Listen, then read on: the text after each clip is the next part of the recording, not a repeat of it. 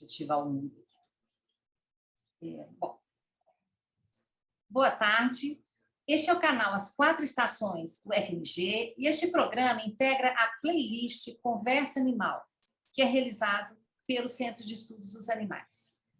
Hoje eu estou acompanhada pelo Lucas Eriksen. O Lucas é um dos membros fundadores do Centro de Estudos Animais. Ele é doutor em História Social pelo UFRJ. Ele é International Scholar na Society for the History of Science. E ele é autor de muitos estudos sobre os animais. Entre eles, eu vou destacar a tese de doutorado, que é História Desanimalizada, os matadouros da cidade do Rio de Janeiro. E eu sou Regina Horta, sou professora da pós-graduação em História da UFMG, conto com o apoio do CNPq e da FAPEMIC. Como parte das atividades do Centro de Estudos dos Animais, este programa tem o objetivo de dialogar com pesquisadores de diferentes áreas do conhecimento, instituições e países que dedicam seu tempo, seu talento e seu entusiasmo aos estudos sobre os animais. E hoje nós temos a alegria de receber aqui Rogério de Oliveira. O professor Rogério é doutor em Geografia pela Universidade Federal do Rio de Janeiro. Eu vou compartilhar na tela que eu vou mostrar algumas imagens. Essa é a PUC do Rio de Janeiro, tá? Ele é doutor em Geografia pela Universidade Federal do Rio de Janeiro, realizou pós-doutoramento, eu não sei pronunciar, Rogério, University of Alpen Adria, na Áustria. Alpen Adria, exatamente. E no Museu Nacional do Rio de Janeiro. Aí, a primeira imagem aí é da PUC do Rio, né? A segunda imagem é da Universidade na Áustria, na qual ele tem pós. E a terceira, o Museu Nacional, o segundo pós-doutoramento. E eu cheguei à conclusão, Rogério, que você só trabalha em lugares cercados por vastas arborizações. As fotos dizem por si. Rogério é um pesquisador bolsista produtividade do CNPq. É professor do Departamento de Geografia e Meio Ambiente na PUC Rio de Janeiro. Ele publicou inúmeros artigos em revistas como a LAC, Scientific Report, Society and Animals, Landscape History. E alguns dos seus artigos receberam distinções importantes em premiações como o Prêmio Milton Santos e o Prêmio Graziella Maciel Barroso. Organizou e escreveu vários livros, entre eles eu vou destacar Paisagens do Sertão Carioca, Floresta e Cidade, Geografia Histórica no Vale do Café, no Vale do Paraíba, do Rio Grande do Sul, que é um livro, né, esse livro que está aqui logo à esquerda, Floresta da Tijuca e a Cidade do Rio de Janeiro, que é um livro belíssimo, né, com fotos maravilhosas, e As Marcas do Homem na Floresta, História Ambiental de um Trecho de Mata Atlântica, entre outros. E no programa de hoje, nós falaremos sobre o seu artigo Transformando uma Muralha em Fronteira, a conexão do Vale do Paraíba do Sul ao litoral do Brasil oitocentista, que foi publicado em coautoria com Lucas Santa Cruz de Assis Brasil, na revista LAC, importante revista da Soltia. Mas nós também temos como pano de fundo o artigo The Ecological, Economic and Cultural Legacies of the Mula, né? Em Southeast Brasil, que publicou com Mark Rick e Mariana Martins da Costa Quinteiro. Né? Aqui são algumas das imagens que fazem os seus artigos.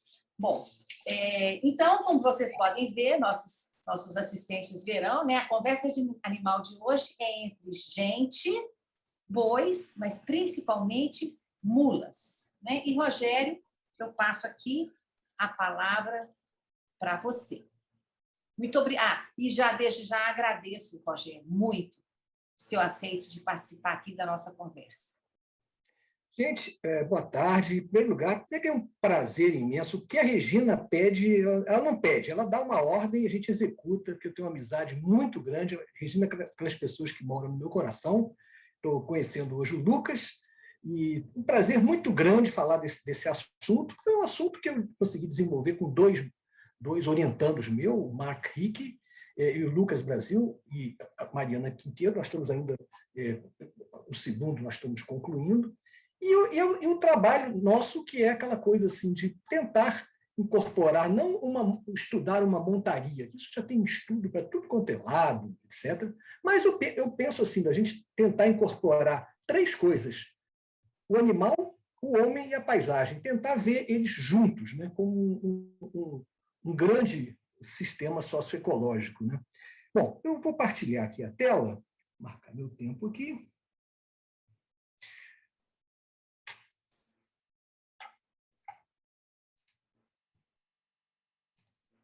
Muito bem. Então, hoje, o que eu vou falar aqui rapidamente, não é uma coisa demorada, só mostrando alguns aspectos, né, que chama-se paisagem, mulas e burros. Tá? Em primeiro lugar, só para não pegar algum referencialzinho teórico, pequeno que seja, só para ver onde nós estamos, onde nós amarramos o nosso jegue, dizendo melhor, né? Então, a gente entender paisagem como a manifestação espacial da relação homem-ambiente. Ou seja, paisagem não é ecossistema, paisagem não é território, mas é uma manifestação espacial da relação homem-ambiente. Isso é a definição de Carol Crumley. Mas uma de um aluno meu que eu gostei muito, que é o resultado da intencionalidade humana e da dinâmica da natureza. Rafael Viana colocou, que eu acho muito acertado. Né? São essas duas coisas que se interpenetram, né? Intencionalidade humana e a dinâmica da natureza. Né? E é em torno disso que eu queria mostrar um pouquinho sobre, a gente pegando algum lugar específico, uma paisagem específica, eu queria pegar sobre a paisagem do Vale do Paraíba, que se situa na divisinha mesmo, bem na divisa do estado do Rio de Janeiro com Minas Gerais e com São Paulo. Então, o vale, essa coisa dendrítica que nós estamos vendo aqui, um vale gigantesco, tá? E ele se situa entre duas serras, a Serra da Mantiqueira, em Minas, e a Serra do Mar, que costeia todo o litoral nosso. Né? E aqui, exatamente entre essas duas serras, que teve o episódio, né, o sistema socioecológico do café, basicamente do século XIX. E esse sistema, muito rapidamente, ele era baseado em duas coisas. Primeiro, na exploração maciça dos recursos naturais, derrubada de floresta, etc., etc., etc. Foi uma coisa assim, o nosso conhecido José Augusto Pádua diz que é como se o Brasil não tivesse fronteira, né? A terra ficava ruim, você desmata mais e planta mais. Mas isso tudo só seria possível com a força escrava, né? Os escravizados, fazendas que nessa região, uma fazenda com 200 escravos seria um padrão razoável. Assim, né? Então, essas duas forças atuaram intensamente nesse Vale do Paraíba. Eu aqui destaquei em marronzinho a Serra da Mantiqueira e a Serra do Mar. Ou seja, e por aqui, onde está passando o mouse, é o Rio Paraíba. Essas cidadezinhas daqui são esse meião aqui, é exatamente onde se situava uma área importantíssima do café no século XIX. E aí vem logo um problema, né? Como é que você vai tirar o café daqui se você tem para o norte não é o caso, mas como é que você vai... o café era destinado à exportação, como é que você vai trazer ele para o porto se você tem uma serra que realmente, em alguns casos, assim, fica muito elevada? Né? Como é que você vai trazer o café para os portos? Né? E se você vai trazer, naquele tempo, você tem que pensar exclusivamente em termos de força animal, seja ele carro de boi ou seja ele mula. E uma coisa interessante, que a história ambiental ela dá uma luz sobre a plausibilidade das coisas. Como é que as coisas eram feitas na prática, né? E que isso tem muita história por trás, história humana, social e econômica. Né? Como é que você separa uma plantação, seja ela de café, milho, cana, de um pasto? Como é que você impede que os animais não vão comer a sua plantação se não existia o arame farpado? O arame farpado é iníciozinho do século XX. Ora, muito simples. Você tendo uma mão de obra abundante, você cava isso, chamadas mangueiras, são valas de 2 por 2 metros para impedir que o gado passe de um lado para o outro. E você encontra essas marcas até hoje. Então, a criação de gado e alguma coisa, se fosse só gado, tudo bem, mas gado e plantação de alguma coisa, seja café, seja cana, seja milho, é complicado de você apartar um do outro. Esse aí já é um primeiro ponto. Mas vamos a uma coisa interessante. Vamos voltar àquela nossa questão, como é que o café era transportado do Vale do Paraíba para o litoral? Pode pensar, em primeiro lugar, olha a muralha que é. Né? Uma muralha, realmente, isso aqui é a Serra do Mar. Aqui está exatamente um dos portos, que é o porto de Mambucaba, está por aqui assim. Como é que você ia subir e descer essa serra trazendo café? A gente pode pensar, em primeiro lugar, no carro de boi. O carro de boi é um negócio assim, muito interessante, muito brasileiro, que o Brasil deve muito a ele, né? E é uma forma assim, interessante de você domesticar os animais. Cada junta que tem o boi tem um nome e a posição deles tem um nome, junta da guia, pé da guia, coice, pé do coice, etc. E tem o mestre que vai com o aguilhão aqui, falando, mas os animais não são açoitados, não tem chicote para o boi, né? Eles entendem muito ordens dadas. Então, só que o carro de boi tem uma limitação, que aqui uma fazenda aqui, uma gravura, tá vendo? Você tem que ter os caminhos prontos, uns caminhos e com uma declividade, isso aqui é uma declividade máxima para carro de boi, mais que isso não dá. E curva com raio meio longo, etc. Então a gente encontra até hoje no Vale do Paraíba vestígios desses antigos caminhos de boi, tá vendo? Hoje completamente não são utilizados, mas você vê para todo lado, não só esses antigos caminhos de carro de boi, como aqueles valões para separar os pastos, né? Então, isso é uma primeira condição para você ter o boi e, eventualmente, o burro. O boi não dava para você transportar café do Vale do Paraíba para o litoral por causa da declividade. Teria que ser alguma coisa como um burro. E aqui tem esse caminho daqui, que é um caminho que eu estudo, já fiz ele muito interessante. É o caminho que liga Resende até o litoral, Mambucaba, que fica próximo à Angra dos Reis, aqui está a Ilha Grande, famosa, aqui já é estado de São Paulo. Só que esse caminho ele sai de Resende, que é mais ou menos 500 metros de altitude, e vai até Mambucaba, que é no nível do mar, um porto de exportação, um dos portos, né? Tinha Angra dos Reis, Paraty, etc. Só que esse caminho ele atravessa a Serra do Mar. E a Serra do Mar nós estamos falando ele saía de 500 e ia até 1.700 metros de altitude, numa extensão de 120 quilômetros. Tá? Ok, então de carro de boi, a hipótese nossa é que o carro de boi era utilizado para um transporte horizontal, ou seja, transporte de uma fazenda para outra, etc. Mas essa travessia do café produzido nessas fazendas todas, e nós estamos falando de uma quantidade absurda de café, não podia ser, como eu falei, não podia ser passada por carro de boi, tinha que ser alguma coisa como as tropas de burro, né? E aí é interessante a gente pensar o seguinte, que saindo de Resende, a subida da Serra do Mar até que é bem razoável, tá vendo? Não é uma pirambeira horrorosa. Isso aqui nós estamos vendo do Vale do Paraíba em direção à Serra do Mar. O mar estaria do outro lado. Então, aqui não é uma coisa muito difícil. O problema é a descida. E só um detalhe, você passa por campos de altitude, lugares muito altos, para depois descer, e é uma descida que é uma pirambeira muito grande. Aqui nós estamos vendo o Pico do Frade, com a minha amiga Tereza Aragão, é uma montanha muito alta, muito frio, ao lado do mar, né? Mas, enfim, é uma dificuldade, evidentemente, que o caminho passa por um lugar mais baixo. Mas, ao mesmo tempo, ele passa por lugar, aqui está o rio Mambucaba, lugares assim de relevo muito acentuado, muito complicado, e assim você consegue ver que realmente é impossível você pensar em carro de boi, que a coisa ia sair destrambelhando o morro abaixo. E aí que entra o segundo animal que eu queria conversar um pouco mais, que são os burros e mulas. Em primeiro lugar, para a gente tirar um pouco dessa confusão, se você cruzar um cavalo, que é o equus cavalo, com a égua, você vai ter um potro ou uma potrinha, ok? Se você cruzar um jumento com uma jumenta, você vai ter um jumentinho.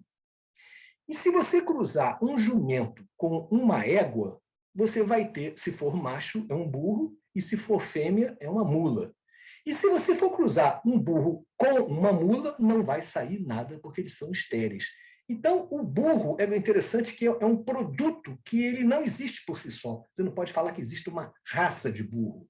O burro ele tem sempre que estar sendo feito, cruzado, etc. Né? Ele é uma coisa completamente artificial, híbrida. É uma coisa completamente sob controle do homem. E aqui, por exemplo, nós estamos vendo uma bela égua com um burrinho, um macho, tá vendo? Já mamando aqui. E ele, então, ele vai ser sempre um animal estéril, ele não vai ter descendência. Quem tem descendência é a égua. Muito bem, então, esse transporte todo, e uma coisa muito importante é que esse transporte, o transporte, seja ele de pessoas em cavalo, em jumento ou em burro, mas vamos falar primeiro da espécie natural, que é o cavalo e o jumento, é muito antiga, né? Nós temos uma referência, por exemplo, a fuga de Jesus do Egito, de Nazaré, imagino, para Cairo, que foi no lombo de um burrinho. A gente pensa, eu aprendi aquilo no catecismo, tal, a fuga de Jesus para o Egito, né, para fugir da matança. Enfim, eu fui ver no mapa 450 quilômetros que Nossa Senhora e São José andaram e o menino Jesus em cima de um burrinho, quer dizer, uma distância muito considerável, né? Um negócio bastante considerável. E uma coisa interessante que essa passagem bíblica tem uma interferência direta sobre a história brasileira. Que em 1810, um padre chamado Manuel Torquato, numa cidade aí perto de Belo Horizonte, chamada Entre Rios de Minas, que é a cidade, aliás, da minha família, esse padre, é uma cidade ao lado, chamada Lagoa Dourada, ele resolveu trazer um casal de jumentos do Egito para homenagear essa passagem bíblica. E esse casal veio, esse casal de jumentos, e aí ele começou a cruzar cavalos brasileiros com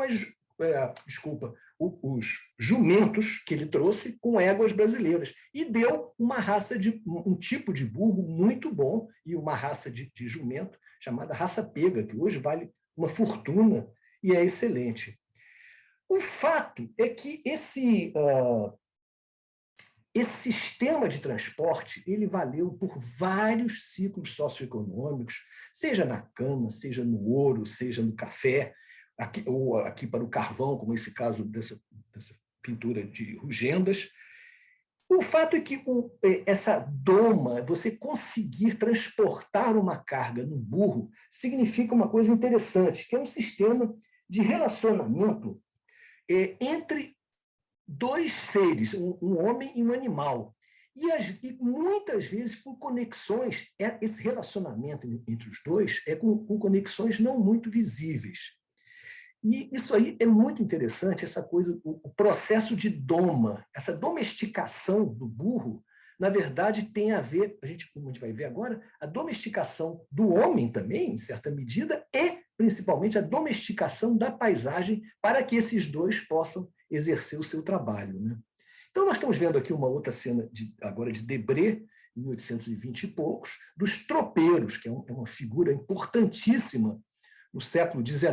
Nós estamos aqui vendo um aqui com a mão cheia de ferraduras, e que é um ponto que é interessante da gente pensar, que os tropeiros fazem parte tem esse conhecimento muito grande dos caminhos, da mercadoria que está transportando, uma série de coisas, e além de ser como talvez o e-mail da época, né, de trazerem novidades de um lado para o outro. Mas só que nós estamos falando de tropas muito grandes e com pouca gente para trabalhar. Então, esse sistema de domesticação mútua do burro com o homem gerou a coisa da mula madrinha, né, que ela ia toda enfeitada, mas é interessante que, evidentemente, que esse enfeite, os burros que estavam ligados à mula madrinha iam seguindo ela. Mas o mais importante é o sininho que ia tocando. E esses sininhos, cada mula tinha um determinado tom que a pessoa de longe já sabia, isso aqui é a mula tal que está chegando, e vinha com uma tropa de 10, 12 burros que seguiam sempre a mula madrinha. Então, isso é uma forma de você conter os animais e, ao mesmo tempo, como se fosse quase um diálogo, né? Bom, essa foto eu acho muito impressionante, porque ela mostra muito claramente assim, como era uma tropa e a carga que esses burros... Isso aqui é o iniciozinho da subida da Bocaina, olha a carga dos burros, né? Como é grande. Então, cada burro desses podia carregar mais ou menos 120 quilos de café, pedindo ainda um pouco de milho e as ferraduras. E, por falar em ferradura, lembrar que esse caminho que eu mostrei para vocês, em uma grande parte, ele é calçado de pedra. Isso aí, gente, é um trabalho. absurdo, que eu estou até me dedicando a ele, esse trabalho de ver a coisa das pedras, que é o que torna possível o trânsito de burro. Porque se não tiver, se o caminho não for calçado, aquilo, e aí chove para burro nessa região, aquilo vira um escorrega, né? Então, e tem vários relatos de acidentes da pessoa perder o burro e, às vezes, a carga junto, né? Ao longo desse caminho todo, você encontra algumas espécies exóticas que os tropeiros devem ter plantado, como limão galego, cacau, cuia, etc., bambu. E esse caminho, então, é impressionante. Eu já andei neles, eu estimei que 40 quilômetros calçado. Isso tem um trabalho humano inserido nessa paisagem absurda. Mas, voltando aos burros, para que eles pudessem transportar, eles tiveram que fazer uma alteração anatômica no burro, que é a coisa da ferradura. Sem ferradura, o casco do burro se acaba, né? Se acaba completamente. E eu tenho aqui um modelo de uma ferradura que eu peguei justamente nesse caminho. Não é do século XIX, mas, enfim, é a chamada mineira do rampão fechado. Tem um saltinho aqui, seria uma ferradura off-road, né? Bom, essa ferradura, isso aí é uma quantidade de tropas de 200 burros, evidentemente que a quantidade de ferradura é muito grande. Isso aí já leva à necessidade de ferro. E ferro, e para você ter as ferraduras, é necessário você ter carvão. E nós encontramos nas imediações desse caminho, que se localiza bem aqui assim, vários locais de produção de carvão. Então, é interessante, né? Para você ter o transporte, você só pode ter burro, carro de boi não funciona, e para ter o burro funcionar carregando esse peso todo, ele tem que ter a ferradura. E aqui está um vestígio de uma antiga carvoaria encontrada nesse caminho, né? Mas tem um problema maior aí. Esse caminho era percorrido mais ou menos em 3 ou 4 dias. Tá? Nesses 3 ou 4 dias, a coisa é complicada.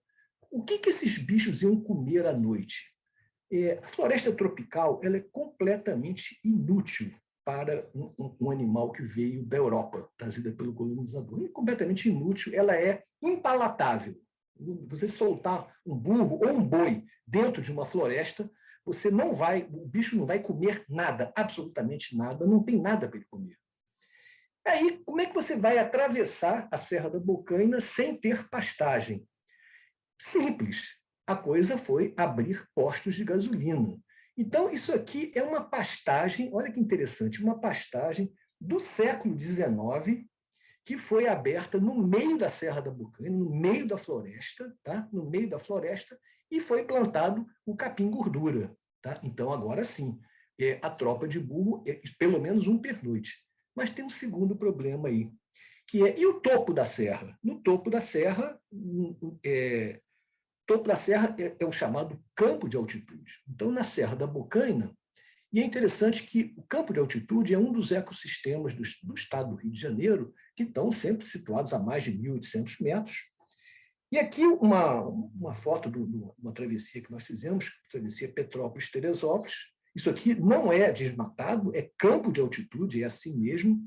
Mas eu queria chamar a atenção para esse capim daqui que existe em todos os campos de altitude do Rio de Janeiro, que é o capim de anta, chamado Cortadeira modesta. E só que, quando você chega no campo de altitude da Bocaina, e lá também tem um campo de altitude, não tem o capim de anta. É interessante. Você encontra um campo nos topos das montanhas mais altas, mas lá você não encontra o campo de altitude. Não encontra o capim de anta. Lá você encontra exclusivamente o capim-colchão. Esse capim-colchão é um capim africano que foi introduzido ali como um segundo posto de gasolina para as mulas. As mulas, então, tinham agora um local de alimentação. Olha só, isso aqui, então, é um pasto interessante, né? um pasto situado num campo de altitude, cujas espécies invasoras são espécies típicas de campo de altitude. Então, que eu conheça, é o único campo de altitude que é um pasto, é um campo de altitude com uma pastagem africana e, ao mesmo tempo, ele é mesclado, as que seriam as ervas daninhas desse campo de altitude, são espécies de altitude. Então, é muito interessante, então, essa coisa. Para que pudesse haver esse transporte, houve uma necessidade muito grande de uma transformação da paisagem, de uma alteração, de uma adaptação mútua da paisagem, tanto para o homem quanto para os muares que transportavam a carga. Então, para fechar aqui, isso aqui é um ponto importante, né, que aqui é a cidade de Paraty, no Rio de Janeiro, já é um dos pontos de chegada, né, daquele caminho. Né? Então, o processo de domesticação de mulas, burros e cavalos foi muito além do mero adestramento, do amansamento. É uma coisa que vai muito além. Não é simplesmente você adestrar um miquinho de circo ou amansar o cavalo. Né? Esse processo ele incluiu a transformação e a domesticação de uma paisagem, e essa paisagem passou a integrar o sistema socioecológico do café e de outros empreendimentos históricos. Então, homem, animal, também coevoluíram em complexos sistemas adaptativos. Então, nós temos uma tríade aí, né, que é paisagem, o animal e o homem, que coevoluíram juntos, se alteraram juntos na sua composição, e aí a gente pode terminar pensando nisso. Né? Será que a gente pode pensar que é uma domesticação a três? Então, nós tivemos não só, quando a gente pensa, não vamos pensar apenas na domesticação da paisagem, vamos pensar na domesticação do homem, que teve que se adaptar a esse novo tipo de animal, e, ao mesmo tempo, a domesticação da paisagem, que é tornar a paisagem permeável, essa fronteira, ela ficar permeável para que um burro possa passar de um lado para o outro. Né? Então, com isso, eu termino aqui. Tá? Agradeço muito, passei um minutinho do tempo que a gente tinha combinado. Ok? Então, estamos aí. Isso aí era o que eu tinha para falar, contar um pouquinho dessas histórias, nossas andanças aí pelos morros. Né? Muito obrigado, Regina. Eu que agradeço, Rogério. Sensacional sua apresentação, muito clara, muito bonita também, porque a gente acompanha aí essas imagens, né, com uma explicação tão instigante. E eu queria te dizer que eu e o Lucas discutimos seu artigo, nós ficamos muito fascinados. Na verdade, eu sou fascinada com os seus textos sobre mulas, desde aquele primeiro que você escreveu, que você contava a história do padre. Né? E agora esse artigo é um artigo muito importante, né? Assim como aquele outro que você publicou no Animal Studies, na revista, né? E eu me lembrei de duas coisas. Eu me lembrei muito do meu orientador de doutorado, que é uma pessoa que eu gosto muito, que infelizmente não faleceu, Alcir Lenharo, que escreveu um livro, na época que ele escreveu, muito pioneiro, As Tropas da Moderação. E era um livro sobre tropas em Minas Gerais, entre fins do 18 e início do 19, um livro muito importante para a historiografia. E eu fiquei pensando como ele ia gostar do seu artigo, o Alcir, se ele pudesse. Legal. Tá? Ele era uma pessoa muito fascinante, muito inteligente. E lembrei também dos cursos que eu dei de Império. Eu não sou mais uma professora de Brasil Império, mas como eu queria ter tido seu artigo para trabalhar com o Brasil Império, viu? Então, é um artigo assim, muito importante, eu creio, que vai ser muito importante também para os historiadores, não apenas historiadores ambientais, mas para os historiadores da história social, né? Num diálogo aí entre a história e a geografia, nós dois, né, historiadores e geógrafos, né, e unidos pela história ambiental, né, Rogério, pela SOLTIA. E aí, né, assim, vamos começando o debate, eu vou passar a palavra para o Lucas. Oi, Rogério, antes de minha pergunta, eu quero agradecer muitíssimo, estender os agradecimentos da Regina a você por ter aceitado, também agradecer a Regina pelo convite de participar, muito obrigado, né, a vocês dois, e falar assim, sua apresentação, Rogério, foi uma delícia de acompanhar, assim, muito bem exposto, né, com as imagens, assim, umas imagens que são boas também, até de visualizar elas do campo, uma coisa maravilhosa. E a minha pergunta, assim, é no sentido das tropas, das mulas dos tropeiros, né? as tropas de mulas, os tropeiros, né, eles são parte da história de alguns estados, né, no qual a historiografia normalmente destaca, né, os elementos políticos, sociais e econômicos, né. É assim, né, é muito interessante de notar no seu trabalho, né, um outro tipo de aliança disciplinar para tratar desse tema, né, que é a geografia e a história dos animais. Então, minha pergunta seria assim, como esses dois campos disciplinares se encontraram no seu trabalho? Lucas, eu sou um cara, um homeless, eu sou um cara sem casa, porque, na verdade, eu não sou nem historiador, nem geógrafo, eu sou jornalista. Então, eu fico assim, meio perdido num departamento de geografia, de certa forma, né? Um pouco perdido no departamento de geografia, e, ao mesmo tempo, eu não sou historiador. Mas, e tem uma coisa que é interessante, que esses assuntos que interligam muito o mundo animal, o mundo humano com o mundo não humano, eu acho que muito dificilmente a geografia como um todo dá conta e dificilmente a história social dá conta. Eu acho que aí no meio tem um ponto de conexão chamado história ambiental. E ali eu me sinto em casa. Ali realmente é o único lugar que as pessoas, você chega e ninguém pergunta, você é o quê? Não importa o que você é, se você fez história, se você fez balé, se você... Não importa. O fato é que você está ligado a perguntas específicas que tentam juntar a partir de uma historicidade, essa relação do humano com o não humano. Né? Então, eu acho a história ambiental um ponto importantíssimo para a geografia e para a história. E ela junta justamente as duas coisas, tem esse papel grande de permear esses dois universos, esses dois territórios que às vezes se bicam e não se falam, mas acho muito importante essa coisa, o que é história ambiental. Então, eu acho isso, Lucas, que a história ambiental é um ponto, quer dizer, que é para ser levado a sério. E tem outros pontos, assim, quer dizer, mas você tem geografia histórica, né? Você tem ecologia histórica. Eu, particularmente, eu não dou muita bola para esses segundos nomes, não. Eu acho que nós estamos num país com tanta dificuldade e foi com muito custo que se conseguiu lançar uma história ambiental. E a diferença entre geografia histórica e ecologia histórica, eu acho que é melhor. Eu prefiro chamar tudo de história ambiental, com especificidades para a geografia histórica ou para a ecologia histórica. Mas, de uma maneira geral, a história ambiental, acho que ela tem que ser valorizada e colocada no seu devido lugar, que é justamente fazer essa ponte entre esses dois reinos, vamos falar assim. Tá bom, Lucas? Tá joia. Bom, eu queria perguntar, assim, as mulas elas foram protagonistas, como você nos mostra, de vários processos que são socioeconômicos, que foram decisivos para a história do Brasil. Você mesmo cita nos artigos a febre do ouro em Minas Gerais colonial, a expansão do café no Sudeste ao longo do Centro-Sul, né, como se chamava, ao longo do século XIX, o transporte do carvão para a energia nessas regiões. E hoje, no finalzinho, você aborda um pouco o turismo rural. E essas mulas serviram involuntariamente para tudo isso. Mas elas foram agentes históricos mesmo que involuntários. Elas estavam obrigadas a fazer esse papel. Né?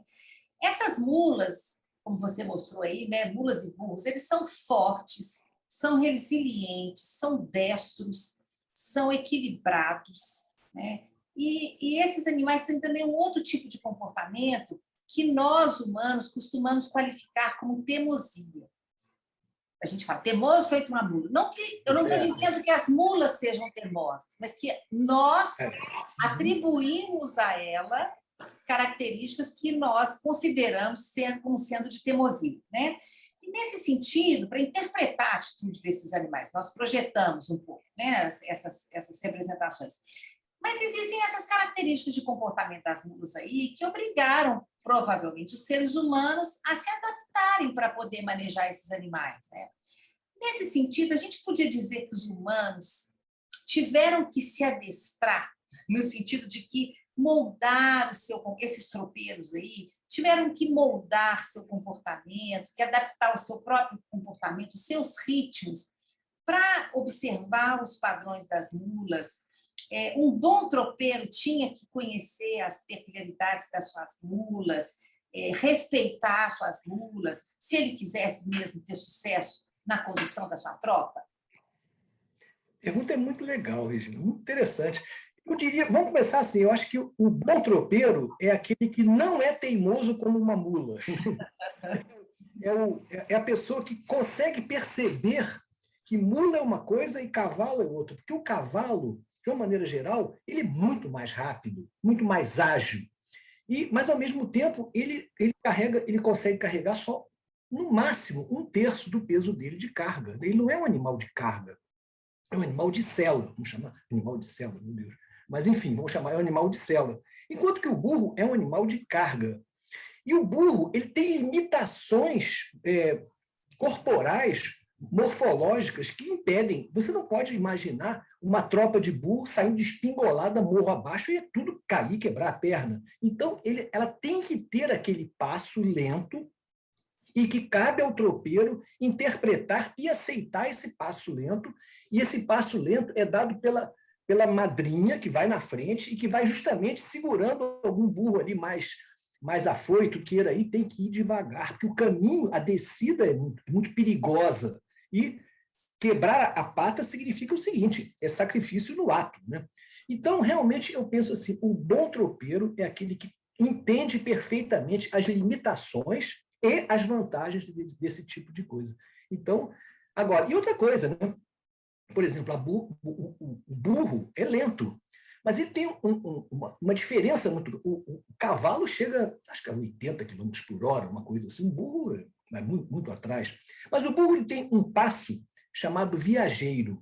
O viajeiro é um passo em que ele muda a perna mais rápido, só isso. Mas ele está andando a passo. É um passo um pouquinho mais rápido do que andar, mas não é trote, não é galope.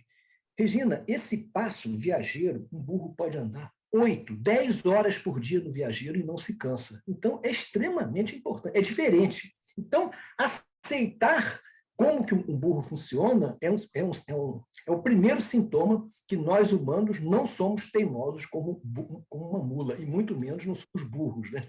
Acho que é isso. Você sabe que, quando meus filhos eram muito pequenos, deviam ter uns 7, 8 anos de idade, nós subimos o Pico da Bandeira. Em 2000, até estou olhando aqui, 2.640 metros, né? Alto para Regina, já foi considerado o ponto mais alto do Brasil. Eles eram muito pequenos, e a gente foi de burro. E subimos. É o bicho certo, o bicho, vai devagarzinho, né? Eles nunca dariam conta de subir tudo, os meninos. E impressionante é como o burrinho escolhe o caminho com muita sabedoria, né? Ele sabe por onde que ele vai escolhendo, e é muito impressionante. Eu só subi o Pico da Bandeira graças aos burrinhos que levaram os meus meninos. Pois é. Mas Lucas, alternando com você aí. As mulas dos bois, né, precisavam de uma alimentação composta por gramíneas, né? Porém, né, essas gramíneas, né, elas eram escassas em certas partes do trajeto, né? Essa necessidade de alimentar bois e mulas fez com que as pastagens, né, pastagens fossem implantadas, né, pelos tropeiros em certos pontos do trajeto, né? Essas ações, então, por sua vez, resultaram em alterações fitogeográficas surpreendentes, né, que são destacadas no seu artigo e também durante a apresentação. Assim, então, nesse sentido, a implantação dessas pastagens também resultou em impactos e mudanças na fauna local, ou desses locais, né? Lucas, foi uma revolução. Em primeiro lugar, a gente tem que separar um pouquinho as pastagens que eu chamo de posto de gasolina, né, desse caminho, e as pastagens do Vale do Paraíba. São coisas muito diferentes. Essas pastagens são muito pontuais. Basicamente, eu só conheço duas, que é o topo da Serra da Bocaina, que é o capim colchão, e aquele já descendo, que é com capim gordura. Então, são os dois postos de gasolina. Aquilo ali é uma interferência muito pequena, muito reduzida. Agora, o sistema de pastagens, quer dizer, aí é uma outra coisa. O que hoje nós temos no Vale do Paraíba, seja o Vale do Paraíba mineiro, do Fluminense ou de São Paulo, aquilo foi o seguinte, as fazendas de café foram abandonadas e ali entrou uma pastagem de 5ª categoria, tá? Sem o menor cuidado, porque você tem que pensar que pastagem é uma lavoura, o bicho vai lá e come. Se você não repõe os nutrientes, aquilo vai entrando. Então, essas pastagens do Vale do Paraíba alteraram imensamente a fauna. E é interessante que já está havendo umas mudanças muito lentas e interessantes da fauna atravessando essas pastagens e chegando, né? Por exemplo, o lobo-guará, que é típico de Cerrado, há pouco tempo foi encontrado um lobo-guará, sabe aonde, gente? Em Mangaratiba, que é na praia. O bicho já está migrando para cá, né? Está vindo para cá. Interessante isso. Mas, enfim, então, Lucas, realmente essas pastagens são um problema sério. Eu acho que hoje é mais importante você estudar, quer dizer, territorialmente é mais importante você estudar pastagem do que estudar floresta. Porque a floresta está lá e está bem, mas é 30%. Pastagem e áreas abertas são 60%, 70% da área do estado do Rio de Janeiro. Então, as pastagens controlam como é que funciona o bioma da Mata Atlântica do Rio de Janeiro. Tá legal, Lucas? Então é isso. Pois sim, o lobo-guará lá no alto, tadinho. Não é? Porque o lobo-guará ele é em áreas de cerrado e quando nasce filhotinho, logo que o lobinho fica adolescente, o macho, pai, né, expulsa ele tem que ir embora. Aqui em Minas eles vivem morrendo atropelados. Tadinho. Morre muito. Madonna. Existiam os lugares, mas eles têm que ter uma amplitude muito grande, o habitat deve ser muito grande, então eles acabam muito atropelados. Voltando às mulas, a mula madrinha, né, que é uma figura muito interessante aí da tropa, né, e ela ia tocando a sua campainha, as suas argolinhas, né, e que vão tilintando na cadência do passo, do passo dela.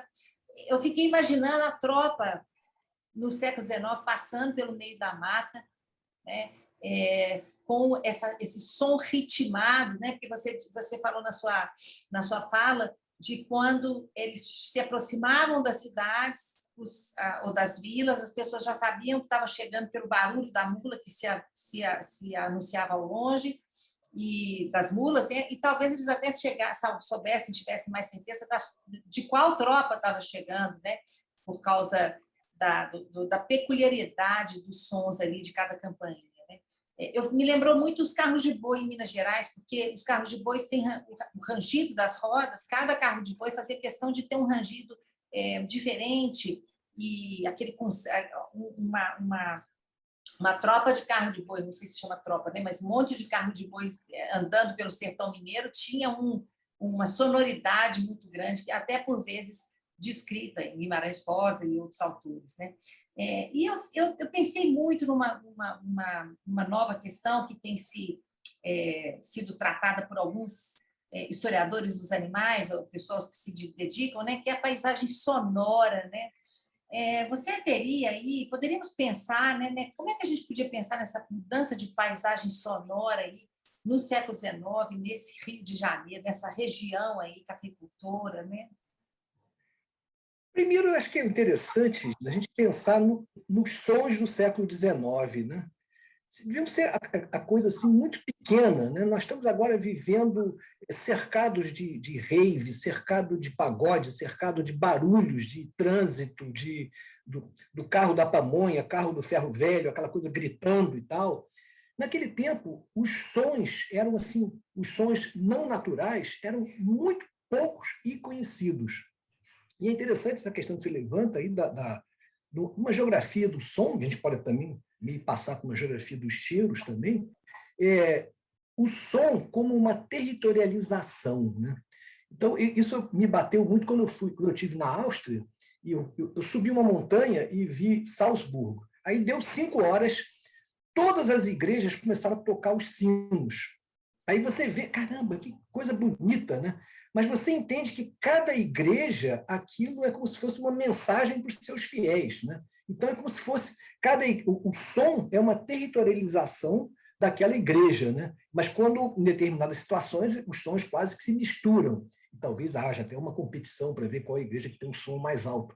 Mas o som do sino é um som diferente do século XIX, seja na Áustria ou seja aqui. Eu acredito que, vamos falar da mula madrinha, né? O enfeite realmente era uma coisa puramente humana, arte humana. Mas eu acho que o chocalho seria muito importante. E pequenas diferenças fazem com que a gente pensar que a audição daquele pessoal naquele tempo era muito diferente, muito seletiva para minúcias que, para a gente hoje, passa assim ao largo. Nós não temos mais uma audição acurada e atenta a minúcias, né? Então, eu acredito que fosse assim, como se fosse uma tropa passando, como se, não é um território, porque é um território móvel, mas está mostrando uma chegada, e essa chegada podia ser reconhecida ao longe, né? Eu acho que isso é muito interessante, a gente pensar isso, que esses barulhos, para nós é ridículo, são blém, blém, blém, blém, um sinozinho tocando, mas assim, isso, para quem tem o ouvido treinado, e num lugar que não tem barulho, isso chama atenção, é o diferente. E sendo o diferente, justamente a coisa que identifica, que traz a identidade, né? De certa forma, traz uma territorialidade móvel, uma tropa que está andando, está dizendo, olha, estou chegando e sou fulano de tal, né? E ao mesmo tempo, esse som é uma territorialidade, é uma forma de colocar poder nos burros que estão atrás, que a mula madrinha é como se fosse um macho alfa, né, que vai dando a direção. Então, e, ao mesmo tempo, à noite, ela para pastar, só tira tudo, menos o chocalho. Que o chocalho, os burros... esse aqui é o som da minha madrinha. Eu vou ficar perto dela, assim, não vou sair com perder, né? Se perder, não. Senão vou me perder, né? Mais fácil achar. É isso aí. Então, eu acho que é interessante a gente pensar nessas novas geografias, nessas novas histórias, né? E tem tanto a ver, né, com o nosso passado, né? É muito importante, né? Essa coisa dos sons me deixa muito fascinante. Eu fico imaginando que para os animais que viviam ali, provavelmente esses sons também eram uma territorialização, quer dizer, lá vai chegando, né? Outro animal, outros animais, né? Alguns carregando e outros guiando. Mas os tropeiros que deviam caçar, então já era a caça, ó, vazar fora porque está chegando. Vazar fora. Ou então você pensar também de répteis, né? Que ouviam cobras, ouviam barulho, se afastavam durante a chegada, né? Provavelmente também. Muito bacana. Nossa, seu artigo fascinante, fascinante. Essa conversa sobre mulas e gente, e plantas e caminhos, né? Muito, muito bacana. Bom, eu gostaria de agradecer ao Rogério pela belíssima conversa, o texto que ele apresentou para nós, pelas ideias que ele trouxe. Agradecer ao Lucas. Obrigada, Lucas, por participar comigo. E a todos que nos assistem, eu vou convidar para que assistam os outros programas da playlist da Conversa Animal, para que consultem o canal, porque há várias playlists, todas sobre história ambiental. Se gostar, se inscreva, divulgue nosso trabalho para as pessoas que possam estar interessadas. E, acima de tudo, não perderem a nossa próxima Conversa Animal. Né? Então, agradeço a todos. Rogério, você queria falar? Lucas, Lucas, você quer falar alguma coisa antes do Rogério fechar? Só tenho a agradecer a vocês. Só isso. Rogério. Eu também. Regina, eu quero agradecer e reconhecer o seu trabalho. Poxa, que é um trabalho que é legal, que essa Conversa Animal tem uma história para trás. Não começou ontem e não vai acabar amanhã. Tem uma continuidade. Essa continuidade, eu sei o trabalho que dá, mas, ao mesmo tempo, ela faz uma diferença muito grande, né? Dá caminhos novos para quem está se interessando por essas mesclas de geografias e história, esse meio do caminho tão gostoso que a história ambiental dá para a gente, né? Então, Regina, muitíssimo obrigado pelo convite. Foi uma tarde ótima aqui com vocês dois. Valeu, Thiago. Valeu, Regina. Obrigada. E até mais. Muito obrigada.